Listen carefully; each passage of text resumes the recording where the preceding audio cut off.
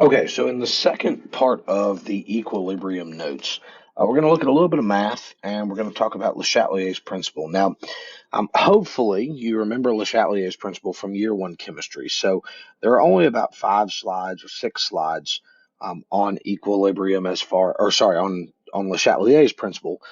But, if you have questions about that, absolutely reach out and ask me and I'll be glad to give you a hand. Okay, so let's talk about how we go about figuring out equilibrium concentrations. Okay, so when we look at a reaction, a given word problem, right, we want to make sure that we can write down all of the known and equilibrium, or known initial and equilibrium concentration. So remember, when we look at this graph as a whole, when we look at these problems, um, there is a time equals zero, right, which has initial concentrations. And when the slope of whatever uh, reaction line you have equals zero, right? So like here, when m equals zero, our slope equals zero, that's when we're at equilibrium. This gives us, different concentrations than we might have started with, okay? So we want to make sure we identify those. Anytime we know the initial and the equilibrium concentration, we can calculate the change, right? Final minus initial is going to give you a change. If we don't know one of those values, then we will use our balanced equation, our stoichiometry, to calculate the changes for all of the other reactants and products. And that may sound complicated at first glance, but it's really very simple. Once we have 1, 2, and 3 done, we can use our initial concentrations and those changes we've calculated in step 3 to find the equilibrium concentration for all of the species in a problem, and then we can find Kc, right, or whatever K we're looking for. Now, it is important to keep in mind that this complicated looking set of directions is how you make an ice table. Okay, so let's look at one of those. So here's the question. It says a closed system with this amount of hydrogen and this amount of iodine at 448 Celsius is allowed to reach equilibrium. Analysis of the equilibrium mixture shows that the concentration of hydroiodic acid is now 1.87 times 10 to the negative third molar. Find Kc at 448 Celsius for this reaction. And there it is. So it's balanced for us already, okay? And we know to find Kc, we need to set up our equilibrium expression. And there it is. The concentration of the products on top raised to the power of their coefficient divided by the concentration of the reactants, each raised to the power of their coefficient. In this case, it's just ones, multiplied by each other, right? The product of those two values. That will give us Kc. But the problem is we don't know the equilibrium for H2 and I2, right? We don't have those. So we're going to use an ice table in order to solve it. So let's look at an ice table. It's called an ice table because we have initial, change, and equilibrium down the side. And across the top, I always do reactant, however many reactants I have, and then my products. In this case, all right, I have 2 reactants and one product. Now, from the table, from the word problem, I know that the starting molarity of hydrogen is 1 times 10 to the negative third. I know it's 2 times 10 to the negative third for iodine. And I know that obviously at time equals 0, the concentration of the product is going to be 0, right? That's just a common sense kind of thing. I also know that the equilibrium concentration of product is 1.87 times 10 to the negative third, and they give us all of those things. Now, from this, I need to figure out the change, right? If I have an I and an E, right? In this case, I have an I have an E, I can find a change. So I need to find a change. And obviously, in this case, it's just plus 1.87 times 10 to the negative third. And I know that because, final minus initial, right? 1.87 times 10 to the negative third minus 0, right? So that's going to give me a positive number there. Now, from stoichiometry, okay, I know that H2 and I2 are decreasing by half as much as the product. How do I know that? Well, I just look at the mole ratio, right? For iodine, to HI, right? I2 to HI, the molar ratio is 1 to 2. That's like a half, right? For H2 over to HI, again, 1 to 2. So it's half as much. So I'm just going to take this change right here and divide it by 2. And that's going to give me both the change for H2 and in this case, the change for I2, right? Now, this only works because it's the same molar ratio here. Now, if you had some other molar ratio, right, you would divide, maybe it was 1 to 3 or something, or 3 to 2, right? We would calculate it differently. But in this case, it's 1 to 2, so we can just multiply it by half. So step 4, right, tells us that once we have all of the I's and all of the C's, right, the first 2 rows filled in, then I can finish my columns. So in this case, my changes are negative, right? Because think about our initial concentration of reactant, right? It's going to go down as well, I guess it would be there, right? Product starts at 0 as product comes up, right? So these are going to be negative numbers. And now I'm just going to add these two things together. That's going to give me my equilibrium values. And so I can calculate that at equilibrium, H2 is going to be at 6.5 times 10 to the negative 5th molar, and that I2, iodine, is going to be 1.065 times 10 to the negative 3rd molar. And this is great. Now I have all of my concentrations. I can plug them in to my equilibrium constant. And in this case, I'm going to get 50.5 or 51 if we do sig figs as my equilibrium constant. Now keep in mind what this means, right? If you have a Kc that is larger than like 1,000, then your products are going to predominate, right? They're going to dominate what's present. If you have a Kc that is less than 0.001, then your reactants are going to be what is predominantly present, right? And if you have a Kc that is in between, right? So it's greater than 0.001, but it's less than 1,000, then you have both present, right? There are measurable quantities of both present in our reaction. So that is what I would have going on here, right? We're between 0.001 and 1,000. All right, well, that's great. Okay, that's fine if we're at equilibrium. What if our reaction is not at equilibrium, right? So, the last problem, we start here with our products. We have our reactants, right? Reactants are dropping, okay, and they're going to flatten out as we reach equilibrium, something like that, right? And so when all three lines m equals 0, okay, that's when we can find Kc. But what about over here? Okay, what about just our mixture? Well, in that case, we calculate Q. Now, Q is going to be calculated exactly like K, okay, but we're going to use current conditions, okay, conditions at, time equals something in here, right, one of these, in order to find it, not the ones over here where we're at equilibrium. So we're not using any of those values.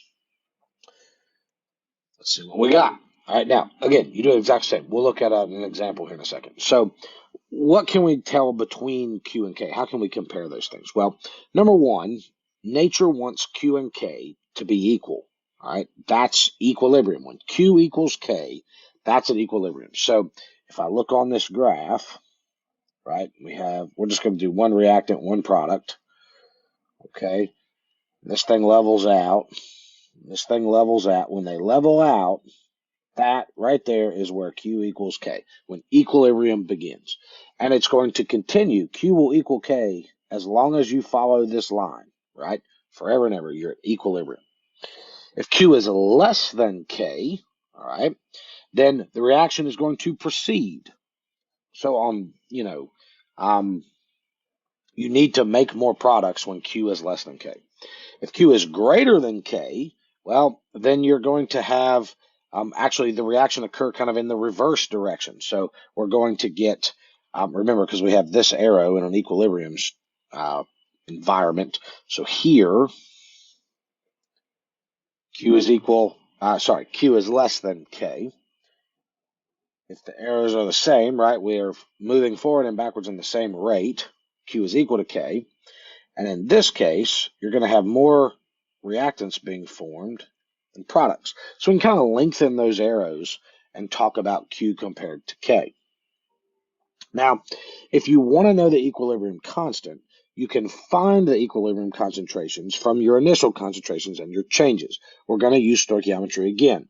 But in this case, we're going to do a little bit of algebra, and we're going to set up our ice table, but instead of changing concentration, we're going to be factors of X, all right? And we're going to base those factors on stoic. So let's do the exact same reaction before, but now let's do it where we look for Q.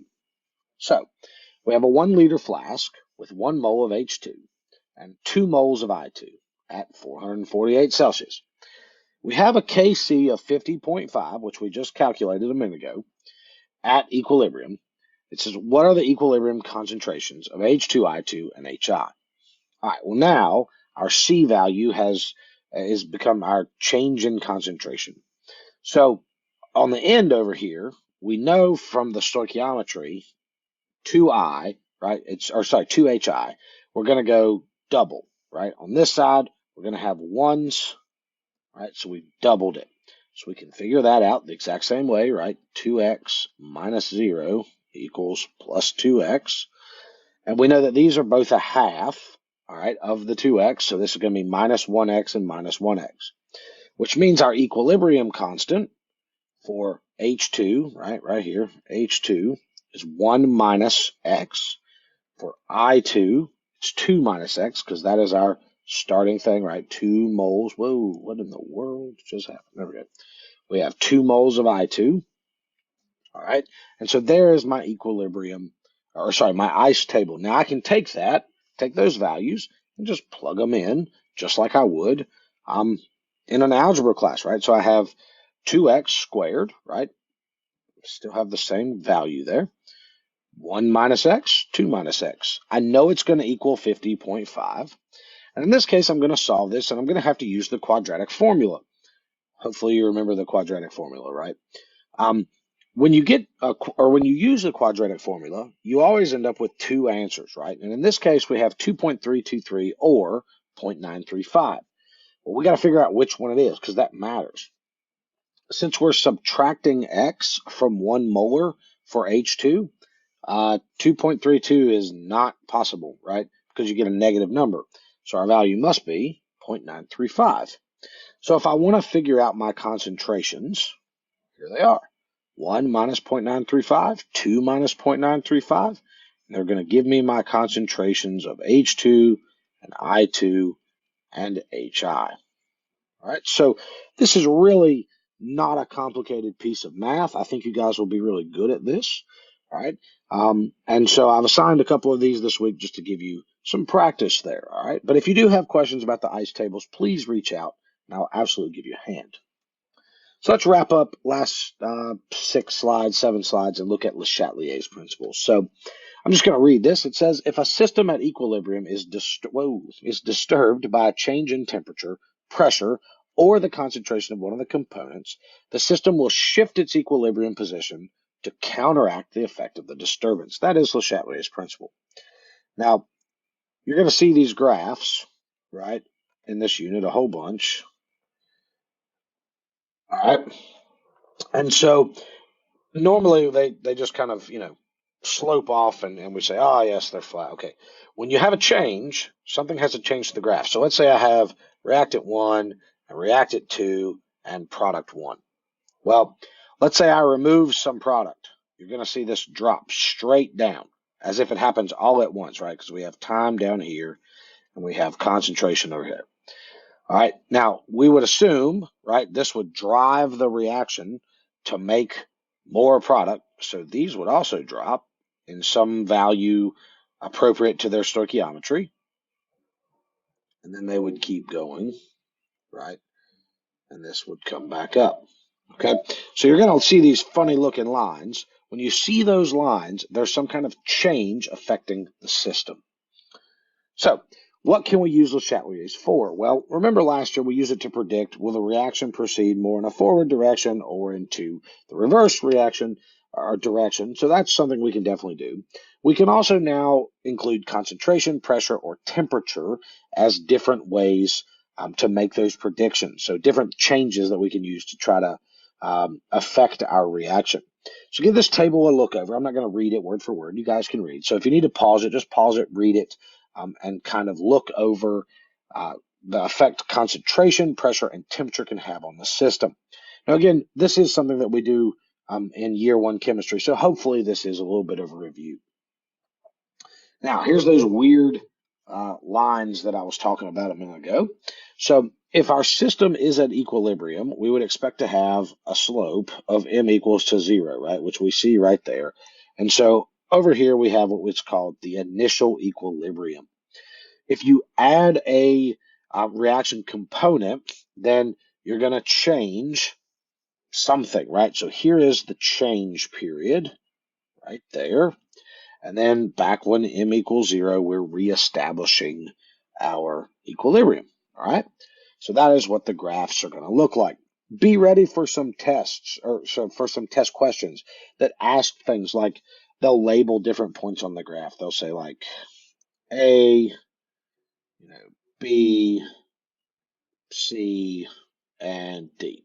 Then they might say something like, at what points on the graph does K equal, or does Q not equal K?